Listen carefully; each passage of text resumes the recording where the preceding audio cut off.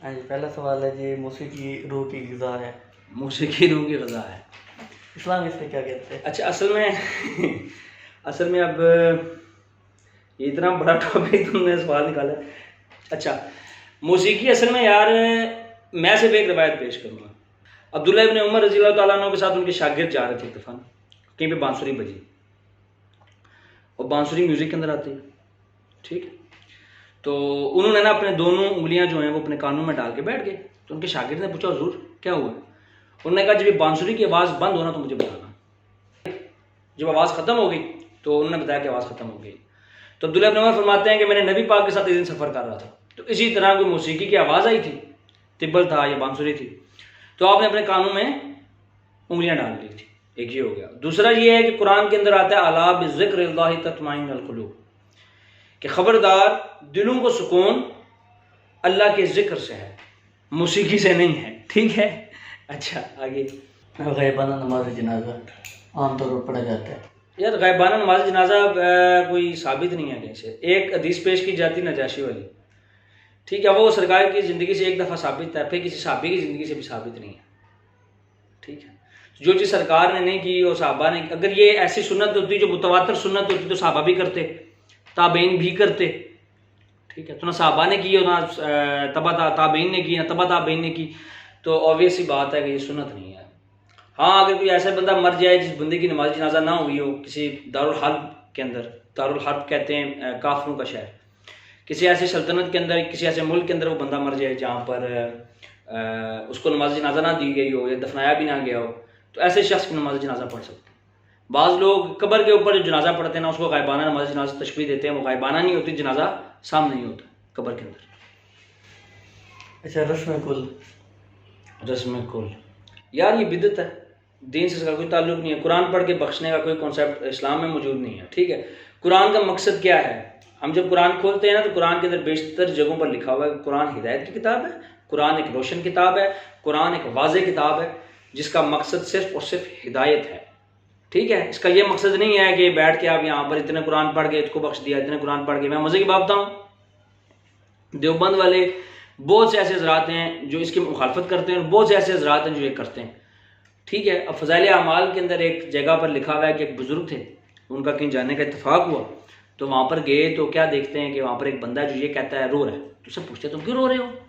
कहता है, मैं इसलिए रो रहा हूँ क्योंकि मेरी माँ को कब्र में अजाब हो रहा है, यानी उसको कश्फ़े कबूर हो रहा है, कब्र के अंदर जो हो रहा है ना उसको पता चल रहा है, ठीक है। तो उन्होंने कहा कि मैंने 40,000 कुछ दफ़ा या 50,000 दफ़ा पढ़ा हुआ था ला इलाहा इल्लल्लाह, वो मैंने बैठे बैठे उनको बख्श दिया। तो वो लड़का हंसने लग गया। मैंने कहा, क्यों हंस रहा है? कहता, मैं इसलिए हंसूंगा मेरी माँ जन्नत में। मतलब पता नहीं यार ये क्या इससे निकाल रहे होते हैं या पता नहीं क्या ड्रामा इन्होंने लगाया होता है, और ये ड्रामे चलते रहते हैं। अच्छा, इसी के रिलेटेड सवाल है कि क्या कुरान को खुद पढ़ने से इंसान गुमराह हो जाता है? नहीं, कुरान पढ़ने से इंसान गुमराह नहीं होता, कुरान की मन मर्जी के तर्जुमे करने से इंसान गुमराह जरूर हो जाता है। यानी अगर आप कुरान की किसी आयत को अपनी मर्जी से मोल्ड करना शुरू कर दें, यानी अल्लाह ने कुछ और फरमाया और आपने उससे कोई और मतलब निकालना शुरू कर दिया है, तो फिर आप जरूर गुमराह हो जाएंगे। जो या रसूलल्लाह मदद कहते हैं ना, वो कुरान से आपको दलीलें देना शुरू कर देंगे। कैसे देना शुरू कर देंगे? या तो उसके अंदर तारीफ कर देंगे, मतलब मानवी तारीफ कर देंगे, या तफसीरी तारीफ कर देंगे, इशारे गलत लगा देंगे बीच में, जिससे जो लोग हैं वो गलत डायरेक्शन पे निकल जाते हैं। इसके ऊपर जो मेरी वीडियो नहीं थी, जो इल्मी मोबाइल से एक एपिसोड है, ठीक है, उसके अंदर मैंने ये बताया था कि भाई बड़ा खोल के बयान किया था कि लोग किस तरह कुरान के तर्जमे के मन मर्जी तफसीर और तर्जमा करके गुमराह होता है। कुरान पढ़ने से बंदा जो एग्जैक्ट लिखा है उसको, वो पढ़ने से बंदा गुमराह नहीं होता। अच्छा, तो दुनिया की वाहिद किताब कुरान है जो हिदायत है, पूरी की पूरी किताब क्या है? हिदायत है। अगर ये पढ़ के भी कोई गुमराह होने लग गया, फिर आम किताब में और कुरान में फर्क क्या रह जाएगा? अच्छा, तो एक और सवाल है कि कहा जाता है अगर नमाज का जो तरीका है, कहते हैं कुरान में तो ये तरीका नहीं लिखा हुआ जिस तरह आप कहते हैं। क्या मतलब? यानी कि रफुल यदैन वाला ये नमाज का तरीका कुरान में है ही नहीं, या कुरान से साबित करो इस तरह के कुछ जो जुमले। हाँ ठीक है, उनसे कहें कि ठीक है हम कुरान का तरीका नहीं साबित कर सकते, तो कुरान कहता है कि हमने ना 4 महीने तय कर दिए आपके लिए, जो हुर्मत वाले हैं, जो भी हम थोड़ी देर पहले बात भी कर रहे थे, 4 महीने तय कर दिए हुर्मत वाले, जिनके अंदर आप किताल जंग जदल नहीं कर सकते, लड़ाई झगड़ा भी नहीं कर सकते। तो वो 4 महीने कौन से हैं? वो कुरान से साबित कर दें। कुछ हजरात हैं जैसे शेख मोहम्मद वगैरह, ठीक है, वो सल्ली का मतलब लेते हैं रहमत। या कुछ ऐसे लोग हैं जो नमाज का तरीका कुरान से अपनी मन मर्जी का तर्जमा करके निकाल रहे हैं, हालांकि उसका वो तर्जमा होता नहीं है। तो कुरान इशारों की किताब है जिसके अंदर इशारे और अहकामात, वाज़ेह अहकामात मौजूद हैं, और अहकामात को कैसे पूरा करना है वो पूरा करने के लिए हमें हदीस की तरफ मुड़ना पड़ता है। तो कुरान के साथ साथ सुन्नत मुस्तफ़ा, इसीलिए सरकार दो आलम सल्लल्लाहु अलैहि वसल्लम ने सुनन दारमी में फरमाया कि मैं तुम्हारे दरमियान दो चीज़ें छोड़ के जा रहा हूँ, ठीक है, एक कुरान और एक सुन्नत, ठीक है। बाज़ रिवायात में आता है कुरान और अहले बैत, ठीक है। तो हमारे दरमियान नबी पाक ने तीन चीज़ें छोड़ी हैं जिनको हमने मजबूती से पकड़ना है। वातसिमू बिहब्लिल्लाहि जमीअन वला तफर्रकू। कौन कौन सी तीन चीज़ें? कुरान, सुन्नत और अहले बैत। अच्छा, एक और सवाल है कि खुदा का तस्वुर क्या? खुदा का तस्वुर क्या? ये आम लोगों के ज़हन में कुछ अजीब सी बातें होती हैं कि खुदा को आखिर किसने पैदा किया, क्या हुआ, क्या नहीं है। नहीं, ऐसे सवालात का तो सरकार दो आलम सल्लल्लाहु अलैहि वसल्लम ने आज से 1400 साल पहले ही जवाब दिया। उन्होंने ये कह दिया था कि एक टाइम ऐसा आएगा कि तुम्हारे जहन में ये सवाल आएगा कि खुदा को किसने पैदा, खुदा को किसने पैदा किया। तो जब तुम्हारे जहन में ये सवाल आए तो कहो ला हौला वला कुव्वता इल्ला बिल्लाह, अल्लाह की पनाह मांगो, क्योंकि शैतान का वसवसा होगा, ठीक है। तो हमारे लोग जो हैं वो अगर इस सवाल के ऊपर सोचना शुरू कर देंगे और सरकार की तंबीह के बावजूद, उनके नुज़र और डराने के बावजूद भी अगर कोई बंदा ये काम करेगा, ठीक है, तो लाज़िम बात है वो खुद अपने लिए गुमराही को चूज़ कर रहा है, ठीक हो गया। बाकी इसके ऊपर इंजीनियर मोहम्मद अली मिर्ज़ा साहब ने बड़ा ज़बरदस्त कहा था ना, वो कहते हैं कि भाई अगर आज आप कहोगे खुदा को किसने पैदा किया तो हम आपको ढूंढ के बता देते हैं इसने पैदा किया, फिर आप पूछोगे उसको किसने पैदा किया, फिर हम बताएंगे फलां ने पैदा किया, फिर उसको किसने पैदा किया, करते करते करते इन्फिनिटी चलती रहेगी, सर्कल चलता रहेगा, फलां को किसने पैदा किया, फिर फलां को किसने पैदा किया, और ये कभी ना खत्म होने वाला सवाल। उस जिंदगी बनाने वाला जो है वो इससे भी ज्यादा पेचीदा है, उसको भी किसी ने बनाया होगा। For the sake of argument agree. तो फिर जिसने उसको बनाया होगा उसको भी किसी ने बनाया होगा, और फिर जिसने उसको बनाया होगा उसको भी किसी ने बनाया होगा। तो क्या ये कहीं पर जाके बात रुक सकती है? नहीं। तो मैथमेटिकली ये रॉन्ग स्टेटमेंट है, जबकि प्रैक्टिकली हमारी क्रिएशन मौजूद है, हम हैं। इसका मतलब है हमें बनाने वाला कोई है, उसको बनाने वाला भी कोई है, उसको बनाने वाला भी कोई है। तो ये स्टेटमेंट तो कहीं रुकेगी नहीं। इसका मतलब है यहां स्टेटमेंट में कहीं फॉल्ट है। अच्छा, एक और सवाल है कि एक आम इंसान है जो यानी कि जो पढ़ा लिखा नहीं है, इस्लाम के बारे में से इतना कंसेप्ट नहीं, और उसके मुंह से कोई ऐसे यानी कि गुस्ताखी वाले अल्फाज निकल जाते हैं, या साहबा की गुस्ताखी या नबी की गुस्ताखी, तो इसके बारे में क्या बोल रहे हैं? किसी के मुंह से सहवन कोई ऐसी बात निकल जाती है जो नहीं निकलनी चाहिए, इसको कहते हैं कुफरिया कलामात। ऐसे कलामात निकल जाएं जो कि अल्लाह की तौहीन हो जाए उसमें, या अल्लाह के रसूल के शाया निशान ना हों, या साहबा के शाया निशान ना हों, तो ऐसी सूरत में उसे तौबा करनी चाहिए, क्योंकि उसने जान के तो किया नहीं, ठीक है, स्लिप ऑफ टंग हो गई, उससे गलती से हो गया, ठीक है, तो गलती पे तो माफ़ी है। लेकिन अगर उसने जान के किया है, ठीक है, तो फिर तो मेरा भाई वो पहले पोजीशन में काफिर हो जाएगा, तो अब उसको कलमा भी दोबारा पढ़ना पड़ेगा, ठीक है। तो कोशिश करनी चाहिए इंसान को कि जैसे बहुत ऐसे हैं, जैसे बंदा कोई कह देता है हाँ ये अल्लाह ने मेरे साथ क्या कर दिया है, अल्लाह को मैं ही मिला हुआ हूं, नाउजुबिल्लाह। अल्लाह दूसरों को तो दे रहा है, मेरे से ले रहा है, नाउजुबिल्लाह। जो होती है ना बातें अक्सर, ये वो बातें हैं, इस तरह की बातें होती हैं अक्सर जो बंदा कह जाता है, बंदे के मुंह से निकल जाती है, वो कहना नहीं चाहता ये, तो अल्लाह उसको माफ फरमा देता है। लेकिन अगर कोई बंदा जान कर कहेगा तो उसका ट्रीटमेंट थोड़ा सा डिफरेंट है। अच्छा, कब्र का अज़ाब। अच्छा, से ढूंढ ढूंढ के सवाल तुमने निकाला है। कब्र का अजाब यार मेरे भाई, अजाब कहते हैं मुश्किल को, परेशानी को। जैसे हम अक्सर कहते हैं ये किस अजाब में मेरी जान मुब्तला हो गई, ये मेरी ज़िंदगी का अजाब बन के रह गई, मेरी ज़िंदगी में मुश्किल आ गई है, मैं मुश्किलों में फंस गया, अजाबों में फंसी हुई है मेरी जान, मुश्किलों में फंसी। तो अजाब कहते हैं मुश्किल को। सरकार दो आलम सल्लल्लाहु अलैहि वसल्लम हर नमाज में ये दुआ मांगा करते थे कि ऐ अल्लाह मुझे बचा अजाब कब्र से, मुझे बचा मसीह दज्जाल के फितने से, आजमाइश से, ऐ अल्लाह मुझे बचा कर्ज से और गुनाहों से, ठीक है। तो नबी पाक हर दुआ, हर नमाज में ये दुआ तशहुद के अंदर पढ़ा करते थे, ठीक है। तो ये बड़ी ज़रूरी चीज़ समझ आई कि कब्र का अजाब हक है। अब ये कहाँ होगा, कैसे होगा, इसकी नोयत क्या होगी, ये चीज़ हमें नहीं पता, इसके ऊपर इख्तलाफ है, ठीक है। और तमाम के पास अहादीस मौजूद है। कुछ लोग कहते हैं कब्र में होगा, कुछ लोग कहते हैं कि कब्र में नहीं होता, ठीक है। तो हम ये मेरा ये मानना है कि जिस जगह लाश होगी वहां अजाब। अगर कोई एक्सेप्शन केस देता है, कहता है जी और शेर खा गया तो शेर को कहाँ पे होगा, तो वो एक बार शरीयत के अंदर लिखा हुआ है कि जिसको शेर खा जाएगा ना उसको शेर के पेट में, ठीक है। तो उसका ताल्लुक अल्लाह, आपकी जिम्मेदारी नहीं, आप ऐसे सवालों के जवाब दे ही क्यों रहे हैं, आपकी वो जिम्मेदारी नहीं है। ऐसे सवाल तो बस उससे होते हैं भाई, कोई बंदा समंदर में गर्क हो गया तो वो तो समझ आ गई, उसका जो होगा वो अल्लाह ट्रीटमेंट अल्लाह ने करना है। 4 सवाल अल्लाह ने पूछने हो, जैसे मर्जी पूछे। वो हो सकता है जनाजा बाहर पड़ा हो तो पूछ रहा हो अल्लाह, क्या पता बंदा मर जाए तो जहां मरे उसी टाइम उसका हिसाब शुरू हो जाए, जरूरी तो नहीं कब्र के अंदर जाके हिसाब हो। बस इतना याद रखो कि जब आंख बंद होगी तो आपके लिए तो क़यामत शुरू है, ठीक है।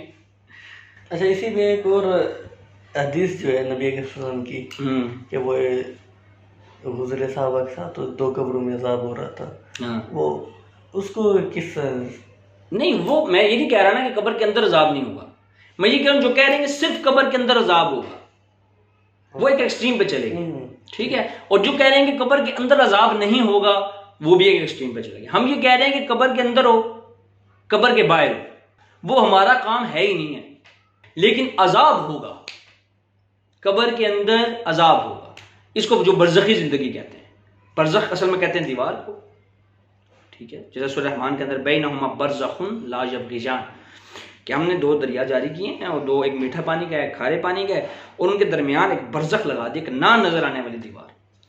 तो जो दावत इस्लामी की किताबों के अंदर लिखा होता है ना कि एक बंदा था तो वो ना हर रोज असर के टाइम ना अपनी कब्र से बाहर निकल आता था और 3 दफा ढींचूं करके ना वापस कब्र के अंदर चला जाता था। तो लोग बड़े हैरान हुए, यार ये वाकई में हैरानी की बात थी कि ऐसे क्यों हो रहा है। तो उन्होंने कहा ये असल में अपनी माँ को बोलता था कि ढींचूं ना कर, तो अल्लाह ने इस अजाब में मुब्तला कर दिया। असल में जो कब्र के अंदर अजाब हो रहा है वो हमें नजर नहीं आ सकता। अच्छा, क्या हमारा ईमान हमारे लिए तरजीह है? नहीं, होना चाहिए लेकिन नहीं है। इसकी आखिर वजह क्या है कि क्यों नहीं आज? क्योंकि हमें नफसानी ख्वाहिशात ज्यादा प्यारी हैं, दुनिया के मजे ज्यादा प्यारे। मुझे बात बताओ, आजकल लोग मस्जिद ऐसी ढूंढते हैं नमाज पढ़ने के लिए जहां पर एसी लगा, जान के घर के करीब वाली मस्जिद में नहीं पढ़ते। हमारे दोस्त हैं, वो कह रहे हैं यार मैं फलां मस्जिद में गया, बड़ा मजा आया। मैंने उससे कहा ऐसा क्या था वहां पे जो तुझे इतना मजा आया? तो कहता है वहां पे एसी लगा हुआ था, ठीक है। तो अब आप यहाँ से अंदाजा लगा सकते हैं कि हमारे ईमान की क्या हालत है। रोजे रखते हैं रस्मी तौर पे, कुर्बानियां भी गुजरी तो रस्मी हमने की, रस्मी से मुराद की आदत पड़ी हुई, जितना जुमे की आदत पड़ी है बस जुमे की पढ़नी है, समझ कुछ भी नहीं है कि जुमे की अहमियत क्या है, फजीलत क्या है। जुमे के दिन और कोई सुन्नत अमल हम नहीं करते, इल्ला माशाअल्लाह कुछ लोग होंगे अच्छे नेक परहेजगार जो करते होंगे, लेकिन अक्सरियत जो आवाम की है ना वो उन 2 रख्तों पे फोकस रखती है जो पढ़नी है। इवन मजे की तुम्हें बात बताऊं, लोग जुमे की नमाज पढ़ने तब आते हैं जब अरबी वाला खुतबा भी खत्म हुआ होता है। उसके बगैर तो फिर नमाज नहीं हो रही ना? नहीं, नमाज तो हो जाती है, नमाज हो जाती है, लेकिन अफजल गैर अफजल का मसला है, उला गैर उला का खाली मसला है। अगर आप सुन लेते हैं तो नमाज आपकी अफजल हो जाती है। अब ये देखो ना, यहाँ से देख लो कि ईमान को हम कितनी तरजीह देते हैं और हमारे पास है ही नहीं। सच्ची जो बात है, हमारे पास है ईमान, हम झूठ बोलते हैं, हम किस्ब करते हैं, हम इफ्तरा करते हैं, हम बिदअतें निकालते हैं, हम लोगों पर झूठ बांधते हैं, हम ग़ीबत करते हैं। देखो अमाल हमारे ठीक नहीं, मामलात हमारे ठीक नहीं, लोगों के साथ डीलिंग हमारी ठीक नहीं, ग़ीबतें हम करते हैं, झूठ हम बोलते हैं, हसद हम करते हैं, लोगों का नुकसान हम करते हैं, एक दूसरे पे जादू हम करते हैं, ठीक है। दूसरों का नुकसान देख के खुश हम होते हैं, दूसरों की कामयाबी देख के उनसे जलते हम हैं। तो मेरे भाई मुझे बताओ हमारे अंदर है क्या?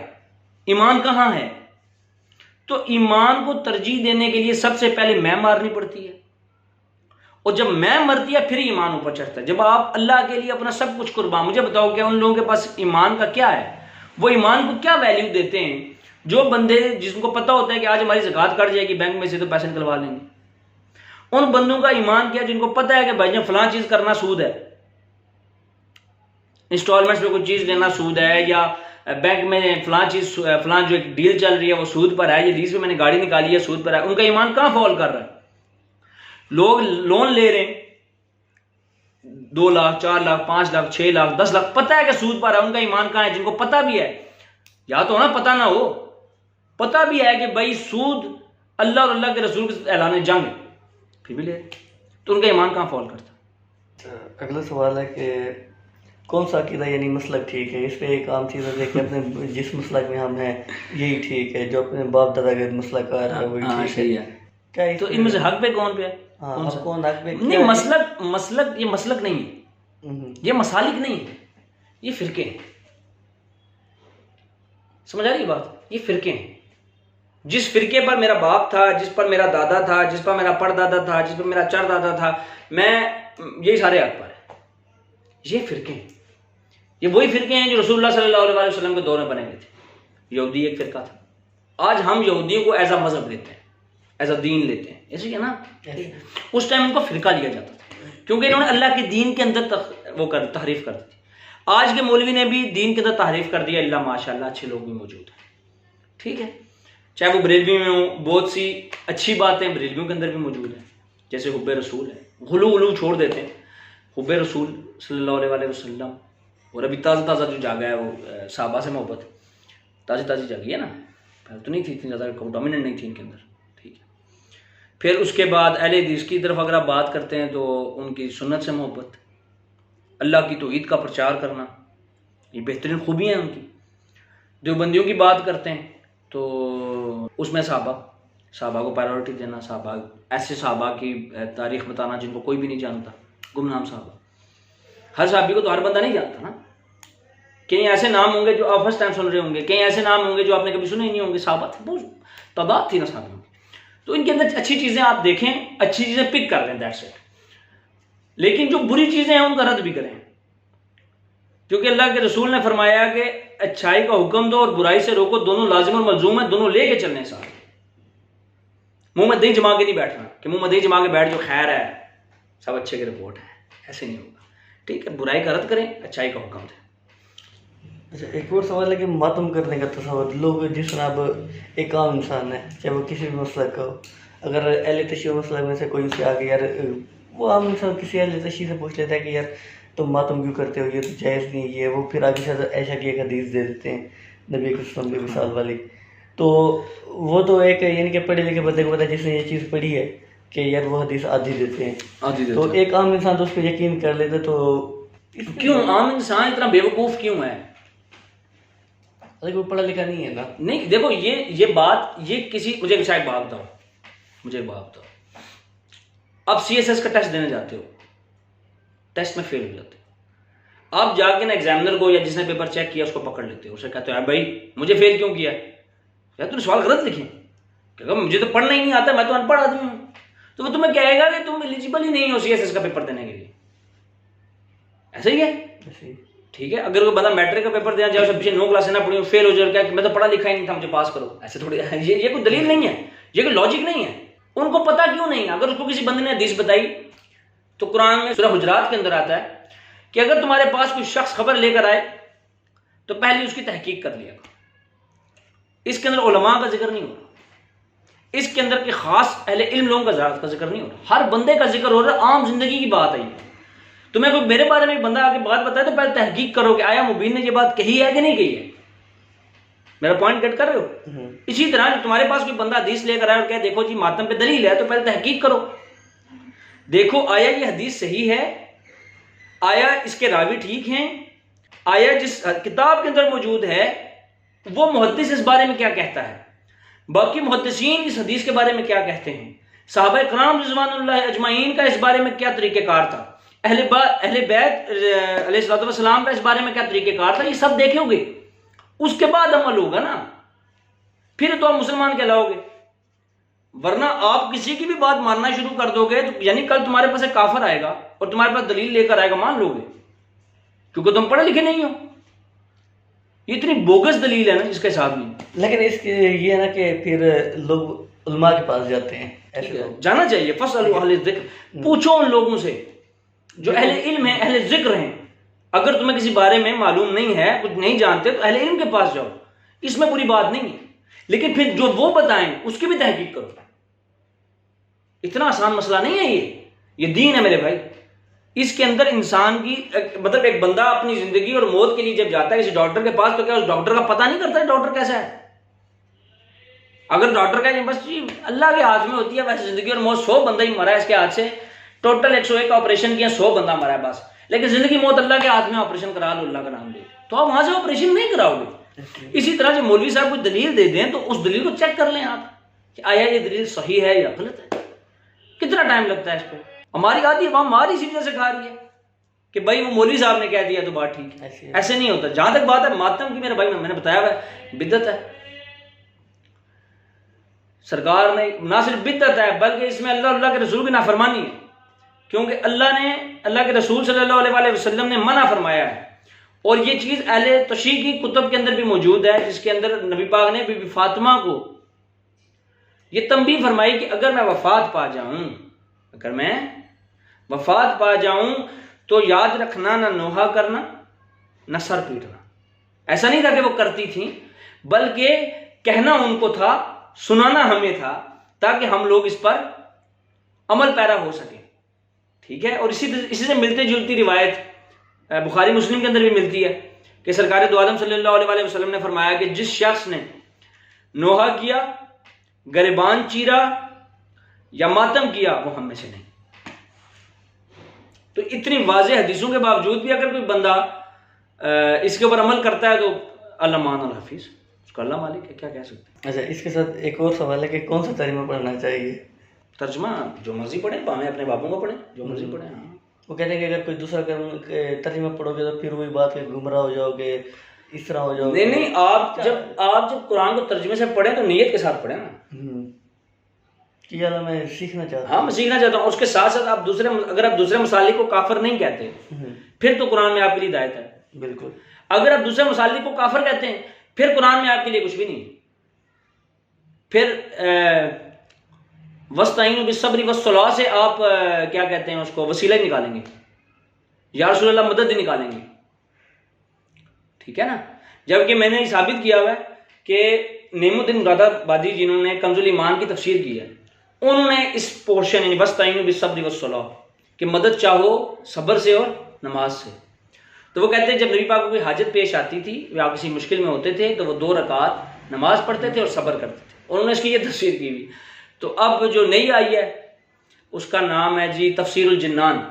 उसके अंदर उन्होंने ये साबित किया हुआ है कि इससे ये साबित मतलब निकलता है कि भाई अल्लाह के अलावा दूसरे से मदद मांगना जायज़ है। नाउज़ुबिल्लाह। हालांकि उसमें तो वाज़ेह तौर पर है ना कि वस्ताईनु बिस्सब्रि जब हाँ सलात भी है, वही ना, मैंने वो बता दिया ना, वो तो मैंने बता दिया। लेकिन मसला ये है कि जब तक आप अपनी नीयत नहीं करते, बेसिक चीज़ नीयत है कि भाई मैं अपनी बेहतरी चाहता हूँ, मैं इन फिरकों से, इन मसलकों से बाहर निकलना चाहता हूँ, मैं उस दीन पर चलना चाहता हूँ जो अल्लाह और अल्लाह के रसूल ने सिखाया, उस दीन पर नहीं चलना चाहता जो मौलवी सिखाना चाह रहा हूँ। यानी आप बरेलवी मस्जिद में चले जाए ना, वो बैठ के अपने अकीदे बता रहे होते, देवबंदी मस्जिद में चले जाएं वो अपने अकीदे, अहले हदीस में चले जाएं वो अपने अकीदे, शियों के में। तो कुरान की बात कौन करेगा मेरे भाई? तो कुरान का जो तर्जुमा है वो पढ़ा जाए। पहले आप अपने मसलक का पढ़ें, ठीक है। साथ साथ आप अरबिक ग्रामर की क्लासेस यूट्यूब पर ढेर लगी हुई हैं, ठीक है। बड़े अच्छे लोग हैं अरबी सिखाने वाले जो आपको इतना सिखा देंगे 2 या 4 क्लासों के अंदर कि आप कुरान का तर्जुमा समझने लग जाएंगे। फिर आपको खुद ही पता लग जाएगा किसने कहां पर डंडी मारी।